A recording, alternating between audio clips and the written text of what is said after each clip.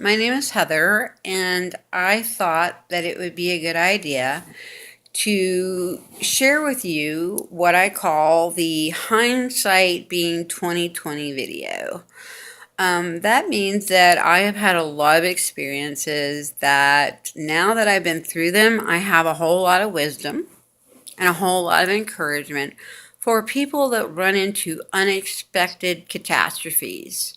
For me, mine was on August 20th of 2005 when I was severely, and I say severely injured at the psychiatric hospital that I had been working at with being really pretty much beat up by a patient to the point where eventually I found out 3 years later after I'd gotten on Social Security disability, which was not my plan, or I didn't even think of it. I thought I was going to get better.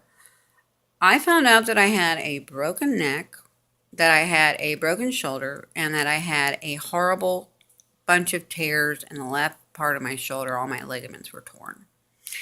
And I want to get to the beginning of this because this video is all about the moment when something occurs in your life that is catastrophic, called "It Could Never Happen to Me, but It Did." How did I get through that? Well, the first thing I did was I was like thinking, well, I'm surely going to get better from whatever this is that makes me hurt so bad I can't move, and makes me hurt so bad I can't even keep my eyes open. And I was at that point in time being pretty much ripped off by the workman's compensation of the personal place that I'd been working at. For the doctor had said I had low back pain when in reality I had severe neck pain, so workman's compensation was fighting me continuously. Along with being so sick, it was very difficult for me to fight for myself. So here I am at 44 years old. My kids are finally grown and gone. I'm on my own. I have my own home. And whoop, the carpet is ripped out underneath me.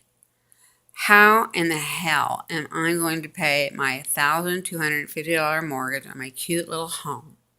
How in the hell am I going to keep up with my car payment and my bills and my credit cards, etc.? And why did I not have, after being a nurse especially, 3 months of that emergency fund money we're supposed to have? Now, I'm not going to get into that. That's a personal thing between you and yourself. But I was single.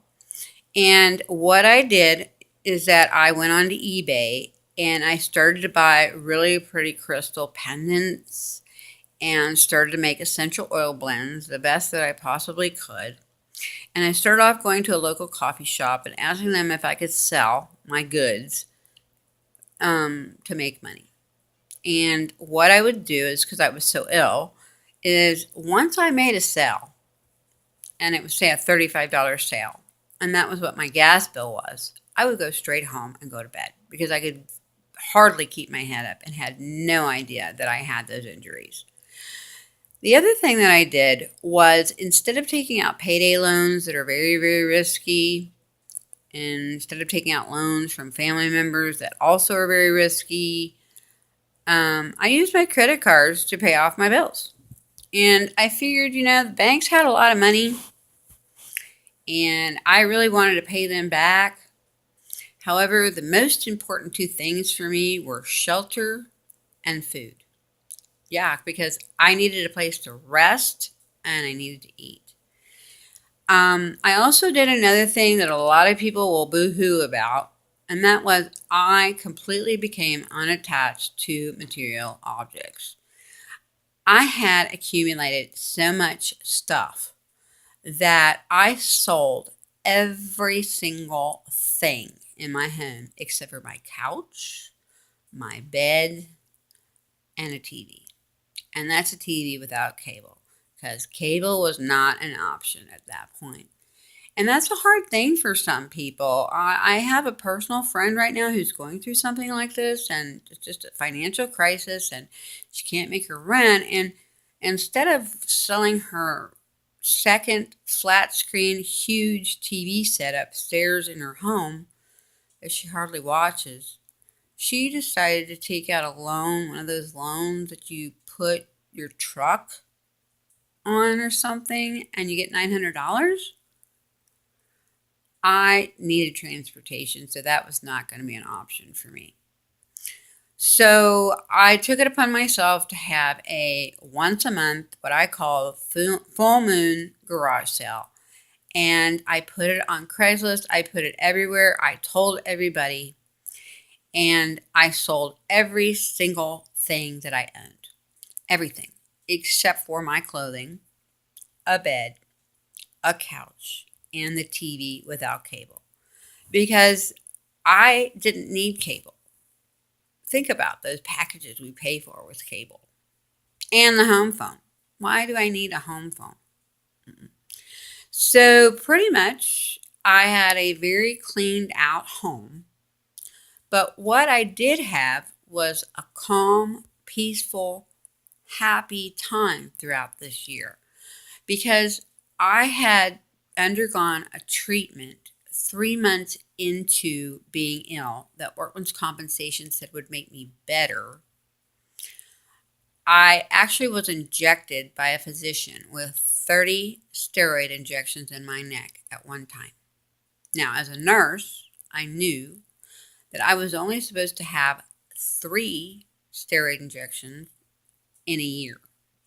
So, what that did was it completely wiped out my immune system, and it still hasn't made it back after 12 years. So, right there, we've got negligence. However, when you're sick like that, it is extremely difficult to argue and fight for yourself. So if you've got a significant other or family members or anyone that's helping you out, I mean, love them up, fix them up, and be grateful. So after I became unattached to all my material possessions and would frequently every month, about the mid part of the month, start to lose my stuff, thinking, oh my God, I'm going to be homeless. I remembered something that I learned a very long time ago, and suddenly I went back into my head and I started to look at my life called now. I looked around my home at those moments and I asked myself 2 questions. Wow, look at everything I have. Do I have a roof over my head? Yes. Do I have food for today? Yes. I was doing good. And you know what that helped me do? It helped me get through one of the hardest years of my entire life. Happy. Happy, able to rest and heal because I didn't worry. I stayed in the now. And it's amazing what can happen from noon until midnight on a day.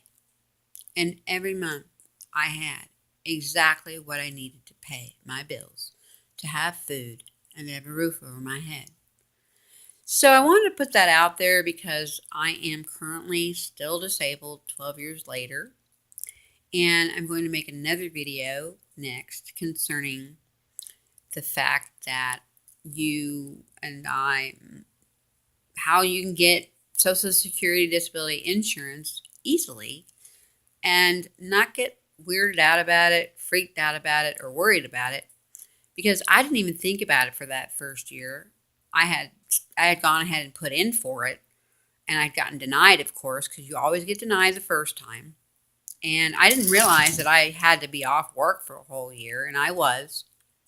And so I guess the thing I really want to get through with this video is that everybody, if you just stay in the now, no matter what you're facing, but especially when crisis hits, if you have nobody, you can get through it.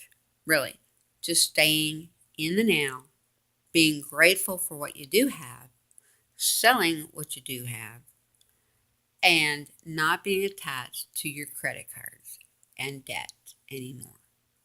I hope this helped. Anyway, take care, and I'll see you on the next video. Next video, I want to focus on how you, if you've been ill and ripped off by workman's compensation and have been denied Social Security disability insurance, how you can get it and how you can get it quickly. Take care.